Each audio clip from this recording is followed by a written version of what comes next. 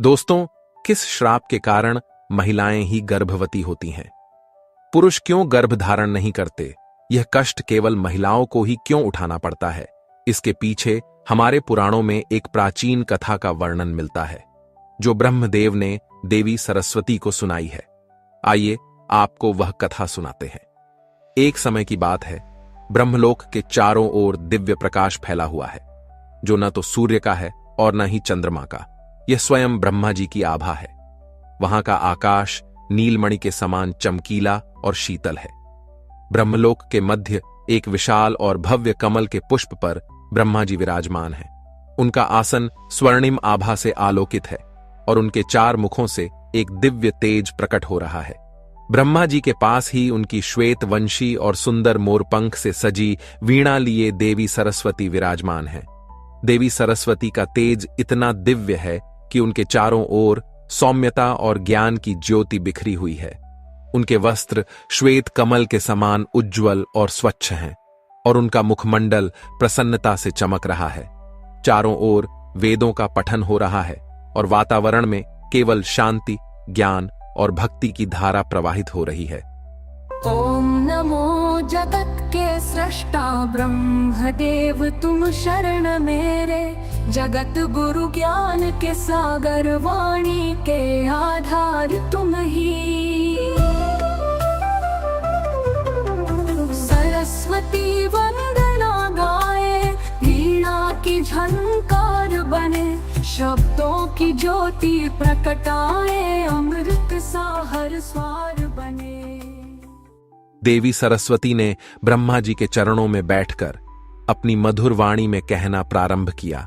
हे स्वामी, इस सृष्टि की संरचना में आपने अनगिनत अद्भुत कृतियां रची हैं। आपने अपनी इच्छा शक्ति से अनेक ऋषियों, देवताओं, गंधर्वों और सुंदर अप्सराओं को प्रकट किया। स्त्रियों को आपने सौंदर्य, चंचलता और आकर्षण प्रदान किया है। किंतु मैं एक जिज्ञासा से व्याकुल हूं। संसार में गर्भधारण का अद्भुत कर्तव्य और पीड़ा केवल स्त्रियों को ही क्यों सहनी पड़ती है? ये विशेषाधिकार और यह कष्ट केवल स्त्रियों के लिए ही क्यों निर्धारित हुआ? ब्रह्मा जी, जो अपनी चारों दिशाओं में देख रहे थे, उनकी बात सुनकर हल्के से मुस्कुराए। उनके मुख पर एक गूढ़ रहस्य की आभा झलकने लगी। उन्होंने अपना आसन थोड़ा समायोजित करते हुए कहा, हे देवी, आपने आज एक अत्यंत महत्वपूर्ण प्रश्न किया है। इस प्रश्न का उत्तर केवल एक कथा के माध्यम से ही समझाया जा सकता है। यह कथा इतनी प्राचीन है कि इसका उल्लेख स्वयं सृष्टि के आरंभ में हुआ था।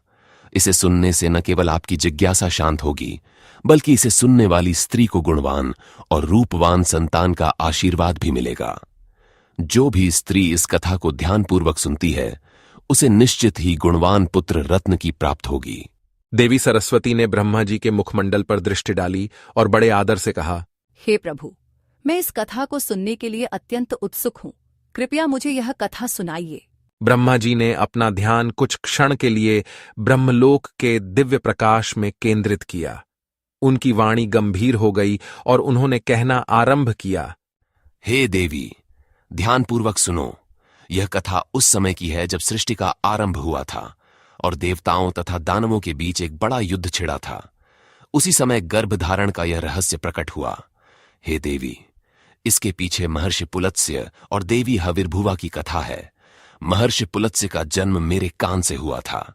वे मेरे मानस पुत्रों में से एक हैं और अत्यंत तपस्वी, ज्ञानवान और धर्मपरायण हैं।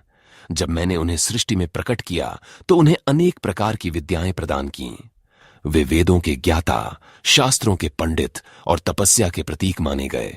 उनके जन्म का उद्देश्य संसार में धर्म की स्थापना करना और मानव जाति को सत्य, तप और संयम का महत्व सिखाना था। मैंने उन्हें निर्देश दिया कि वे तपस्या और ध्यान के माध्यम से आत्मज्ञान प्राप्त करें और संसार में सच्चे कल्याण का मार्ग प्रशस्त करें। मेरी आज्ञा से सत्ययुग में महर्षि पुलत्स्य सुमेरु पर्वत की ओर तपस्या के लिए गए। वह स्थान दिव्य, पवित्र और प्राकृतिक सुंदरता से परिपूर्ण था। सुमेरु पर्वत के उच्च शिखर पर उन्होंने एक आश्रम का निर्माण किया, जो बांस, घास और जंगल की लकड़ियों से बना था। वह स्थान चारों ओर से ऊंचे वृक्षों, जल के झरनों और शांत वातावरण से घिरा हुआ था। यह आश्रम तपस्वी पुलत्स्य का साधना स्थल बन गया। महर्षि पुलत्स्य ने वहां घोर तपस्या प्रारंभ कर दी। उनके तप से चारों ओर दिव्यता का प्रवाह होने लगा।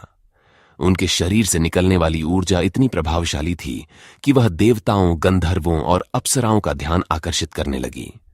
सुमेरु पर्वत, जो देवताओं और गंधर्वों का प्रिय स्थान था, वहां आए दिन अप्सराएं, गंधर्व और दानव विचरण करते रहते थे।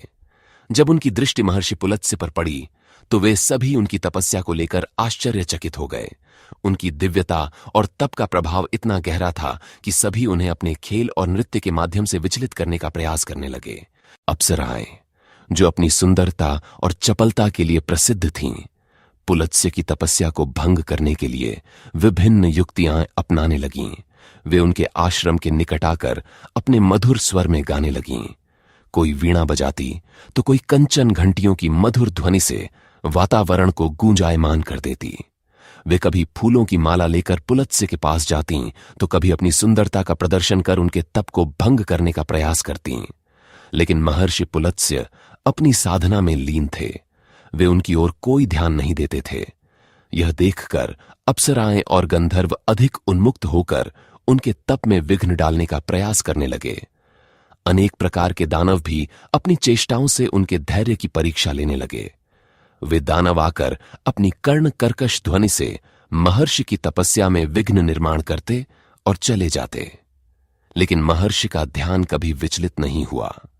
एक दिन जब अप्सराओं ने हद से अधिक अशांति उत्पन्न कर दी और गंधर्वों ने उनके आश्रम के पास अपने क्रीड़ा स्थल बना लिए, तो महर्षि पुलत्स्य की साधना भंग हो गई। वे अपने तप से उठे और उनकी आंखों में क्रोध का तेज स्पष्ट झलकने लगा। उनकी वाणी गंभीर और आकाश के समान गूंजती हुई थी। उन्होंने उन सभी को चेतावनी देते हुए कहा, हे अप्सराओं, हे गंधर्वों और यहां विचरण करने वाले समस्त प्राणियों, क्या तुमने मेरी साधना का अर्थ नहीं समझा? क्या तुम्हारे लिए धर्म, तप और संयम का कोई महत्व नहीं है? मैं यहाँ संसार के कल्याण के लिए तपस्या कर रहा हूँ और तुम मेरे तप को बार बार भंग कर रहे हो। अप्सराएं और गंधर्व उनके क्रोध से भयभीत हो गए, लेकिन कुछ ने इसे गंभीरता से नहीं लिया। यह देखकर पुलत्स्य ने क्रोधित होकर कहा, हे अप्सराओं, गंधर्वों, दानवों तथा मानवों, आज मैं तुम सबको चेतावनी देता हूँ।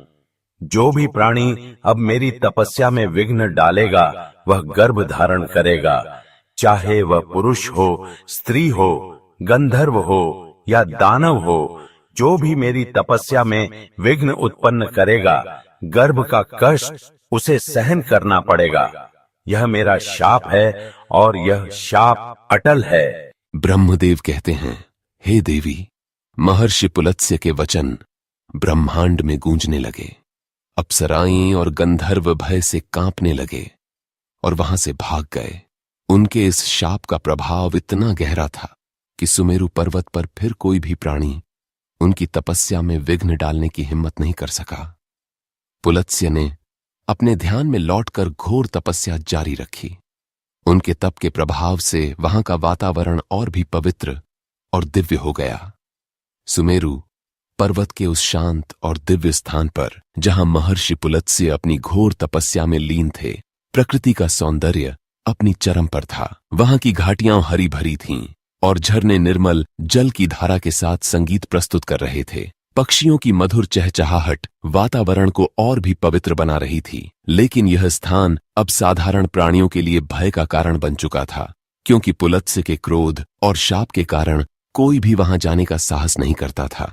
इसी समय पर्वत की कंदराओं में स्थित एक छोटे से आश्रम में महर्षि तृणबिंदु अपनी पत्नी और पुत्री हविर्भुवा के साथ निवास कर रहे थे। हविर्भुवा एक अत्यंत सुंदर और चंचल युवती थी। उसका सौंदर्य ऐसा था कि उसे देखकर देवताओं की अप्सराएं भी ईर्ष्या करतीं। उसकी कोमलता और उसकी मुस्कान सभी को आकर्षित करती थी। वह स्वभाव से जिज्ञासु और सरल थी, लेकिन साथ ही उसकी बाल सुलभ चंचलता उसे पर्वत की कंदराओं और वन वन में घूमने को प्रेरित करती थी। एक दिन हविर्भुवा अपनी सहेलियों के साथ पर्वत की कंदराओं में खेल रही